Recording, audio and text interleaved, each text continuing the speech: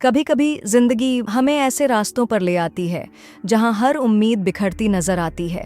हम खुद से और भगवान से सवाल करते रहते हैं, क्यों? लेकिन हमें ये एहसास नहीं होता कि शायद भगवान हमारे लिए कुछ और बेहतर सोच रहे हैं। ये कहानी है दीपक की।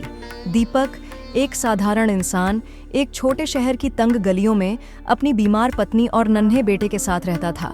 उसकी जिंदगी हर दिन एक संघर्ष थी। सुबह अंधेरे में उठना, बस पकड़कर शहर के एक छोटे होटल में सफाई और चाय सर्व करने का काम करना, दिन भर मेहमानों के आदेश पर दौड़ना और फिर शाम को दवाइयाँ और दूध लेकर घर लौटना।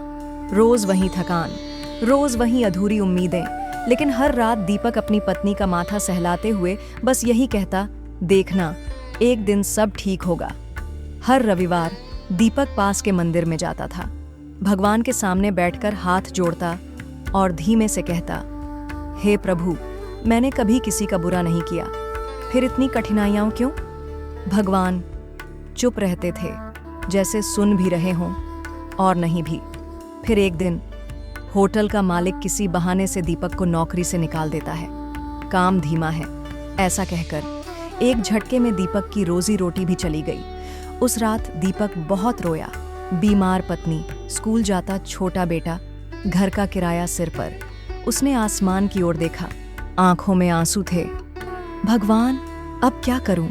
अगले कई हफ्ते दीपक बस मंदिर के पास वाले पार्क में अकेला बैठा करता, चुपचाप खाली निगाहों से आसमान को देखता, सोचता, क्या मेरी जिंदगी की कीमत बस इतनी ही थी? फिर एक सुबह एक भला सज्जन जो मंदिर में अक्सर आता था, दीपक के पास आया। मुस्कुराकर बोला, बेटा, तुम दीपक हो ना? पहले होटल में काम करते थे?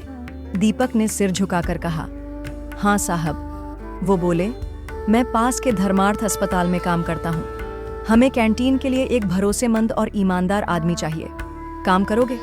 दीपक की आंखें भर आईं। कांपते होठों से बस इतना बोला, साहब, बहुत जरूरत है। बस उसी दिन से दीपक ने अस्पताल की कैंटीन में काम शुरू कर दिया। रसोई में सफाई करना, चाय बनाना, बीमारों के लिए खाना सर्व करना, हर काम पूरे मन से।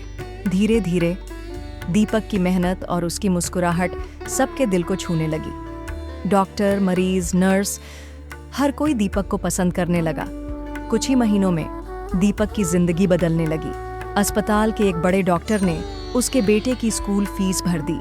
एक संस्था ने मिलकर उसकी पत्नी का इलाज शुरू करवा दिया। अब दीपक के घर में फिर से रोशनी लौट आई थी। एक दिन दीपक अस्पताल के बरामदे में खड़ा था। उसने दूर से वही सज्जन को आते देखा। दीपक दौड़कर उनके पास गया, आंखों में आभार और नम्रता भरकर बोला, साहब, जब होटल से निकाला गया था तो लगा था भगवान ने सब कुछ छीन लिया, पर आज समझ आया, उन्होंने मेरे लिए इससे कहीं बेहतर सोचा था। कभी कभी जो बर्बादी लगती है, वहीं से एक नई शुरुआत होती है, क्योंकि भगवान देर करते हैं पर अंधेर नहीं। अगर ये कहानी आपके दिल को छू गई हो तो इस वीडियो को लाइक करिए, शेयर करिए अपने परिवार और दोस्तों के साथ और कमेंट में बताइए, क्या आपने भी कभी भगवान की छुपी योजना को महसूस किया है? और ऐसी ही और कहानियों के लिए चैनल को सब्सक्राइब करना मत भूलिए।